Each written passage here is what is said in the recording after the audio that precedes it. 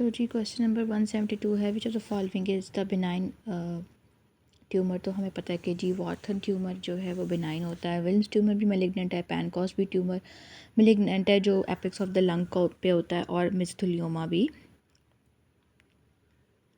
जो है वो मेलिग्नेंट है। ठीक है, उसके बाद कह रहे हैं 60 years of the female which of the 60% of body fluid which of the following present in intestinal fluid. तो ये हम बहुत बहुत बार कर चुके हैं कि total body water is equal to 42 litre. रफली बंदा हमने 70 kg का लिया हुआ है। ठीक है, उसके अंदर से होता है इंटर सेलुलर फ्लूइड होता है और एक्स्ट्रा सेलुलर फ्लूइड होता है। ठीक है, इंटर सेलुलर फ्लूइड जो है वो हमारे पास होता है 28 लीटर होता है, एक्स्ट्रा सेलुलर फ्लूइड जो है वो हमारे पास 14 लीटर होता है। ठीक है, तो एक्स्ट्रा सेलुलर फ्लूइड के अंदर जो है वो है 1/3 जो है इसका प्लाज्मा है, 1/4 इसका प्लाज्मा है, और 3/4 जो है वो इंटरस्टिशियल फ्लूइड है। ठीक है, इसमें इन्होंने हमसे पूछा हुआ है इंटरस्टिशियल लिखा होगा, ये गलत लिखा हुआ है इंटरस्टिशियल फ्लूइड। तो इंटरस्टिशियल फ्लूइड हमारे पास 11 लीटर होता है और प्लाज्मा हमारे पास 3 लीटर होता है। तो ये इसका answer 11 litre. Which of the following is the causative agent of CS cervix. तो मैं बहुत बार पढ़ चुके हैं, ह्यूमन पेपिलोमा 16 एंड 18।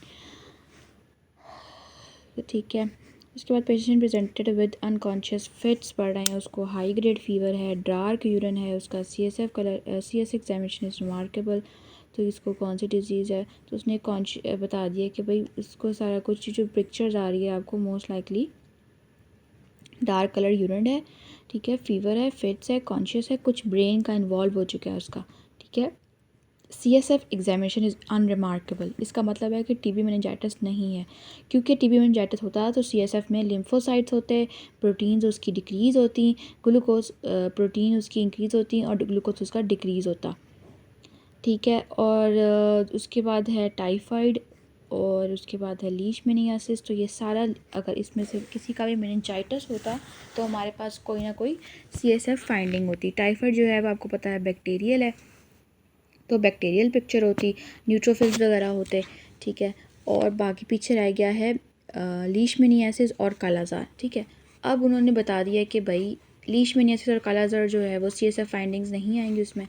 ठीक है, इसमें पिगमेंटेशन बंदे की ज़्यादा हो जाती है, तो ब्लैकिश पिगमेंटेशन हो जाती है। लेकिन यूरिन डार्क इसमें आता है, सेरिब्रल मलेरिया में यूरिन डार्क आता है, जिसको हम ब्लैक वाटर फीवर भी कहते हैं। ठीक है, जिसमें हेपेटोस्प्लीनोमेगाली भी हो जाती है और डार्क कलर यूरिन आना शुरू हो जाता है। तो ये हमारे पास है cerebral malaria. Effect of glucagon on heart. तो इफेक्ट ऑफ ग्लूकागॉन जो है वो हमें पता है कि एपिनेफ्रिन लाइक होता है, बॉडी को प्रिपेयर करता है अंडर स्ट्रेस। ठीक है, तो ये हम पढ़ चुके हैं कि भाई glucagon, cortisol, catecholamines, they all are जो है वो क्या कहते हैं हमारे पास स्ट्रेस के हार्मोन्स हैं, तो स्ट्रेस में रिलीज़ होते हैं। उसके बाद कह रहे हैं कि pregnant lady was prescribe with metformin, the benefit is utilises fat. तो मेटफॉर्मिन जो है वो आपकी फ़ैट को यूटिलाइज़ करती है। ठीक है, इट यूटिलाइजेस हमारे पास जो है वो इट यूटिलाइजेस फैट्स है। तो इसको मैं आपको जो है वो इसके वीडियो भी बना कर आपको बता देती हूँ कि फार्माकोलॉजी में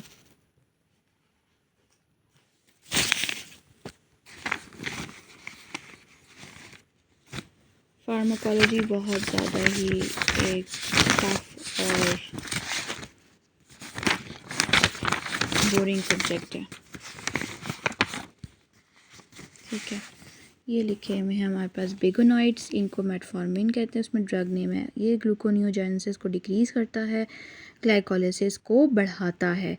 ठीक है, ग्लाइकोलाइसिस को बढ़ाता है, ग्लूकोनियोजेनेसिस को। ग्लूकोज हमारे पास नहीं बन रही, हमारे पास जो ग्लाइकोलाइसिस है ग्लूकोज अपटेक बढ़ा रहा है, ग्लाइकोलाइसिस हो रही है, ग्लूकोज की जो है वो ब्रेक डाउन बढ़ गई है और साथ ग्लूकोज का अपटेक बढ़ गया है। जो इंसुलिन सेंसिटिविटी थी वो भी हमारे पास ज़्यादा हो गई है। तो इन सब चीज़ों का रिजल्ट क्या निकला, यूटिलाइजेशन ऑफ फैट। ठीक है, और मेटफॉर्मिन की 2-3 चीज़ें इंपॉर्टेंट ये बता दूं कि मेटफॉर्मिन जो है वो आप सर्जरी से पहले छुड़वा देते हैं ताकि बंदे को लैक्टिक एसिडोसिस ना हो, टू अवॉइड दैट। उसके बाद आते हैं इंफीरियर एपिगैस्ट्रिक आर्टरी। तो हम ये पढ़ चुके हैं कि sorry, inferior epigastric artery is the branch of external iliac artery. Superficial epigastric artery is the branch of internal thoracic artery. और superior epigastric artery is the branch of internal thoracic artery and superficial epigastric artery is the branch of femoral artery. तो आपने इसको इस तरह याद रखना है कि भाई superficial और superficial जो है वो लेग की साइड से आ रही है और इंफीरियर एपिगैस्ट्रिक भी जो है वो लेग की साइड से नीचे से ऊपर आती है। पिक्चर मैंने शो की हुई, आप लोग देख लें कम्युनिटी में। और सुपीरियर एपिगैस्ट्रिक जो है वो इंटरनल थोरैसिक आर्टरी की ब्रांच है। Lymphatic drainage of the breast outer, ये तो हमें पता चल चुका है, तो एंटीरियर एक्सिलरी है, ये भी एंटीरियर एक्सिलरी वही चीज़ बताई हुई है। निप्पल की भी एंटीरियर एक्सिलरी होती है, अपर आउटर की भी एंटीरियर एक्सिलरी होती है। जो लोअर होता है उसकी जो है वो सब डायफ्रैग्मेटिक होती है और साथ इंटरनल मेमोरी होती है मीडियली। अगर लेटरली है तो ये देखें ना, मीडियली जो है वो इंटरनल में जाएगी,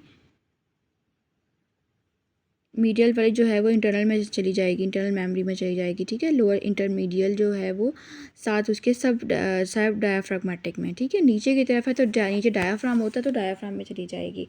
जो मीडियल होगी वो इंटरनल मेमोरी में चली जाएगी, ठीक है। उसके बाद कह रहे हैं कि जो टेल ऑफ द ब्रेस्ट है वो पोस्टीरियर लेफ्ट स्कैपुलर में जाएगी, टेल क्योंकि वो स्कैपुलर के पास होती है तो स्कैपुलर से याद रखें। उसके बाद कह रहे हैं कि इसका पाथवे क्या होता है, इसका pathway anterior to posterior lymph लेके जाने का होता है। और क्वाड्रेंट्स ऑफ ब्रेस्ट के लिम्फ कैसे डिवाइड होते हैं, वो डिवाइड मीडियल और लेटरल होते हैं, लेकिन जो उसका फ़्लो है वो एंटीरियर टू पोस्टीरियर फ़्लो है, ठीक है। उसके बाद जो है वो बता रहे हैं कि status of vitamin A community post effective cost effective sustain ways dietary analysis. जो ऑब्वियसली आपके जो डाइट से रिलेटेड है वो डाइटरी एनालिसिस ही हुआ, ठीक है।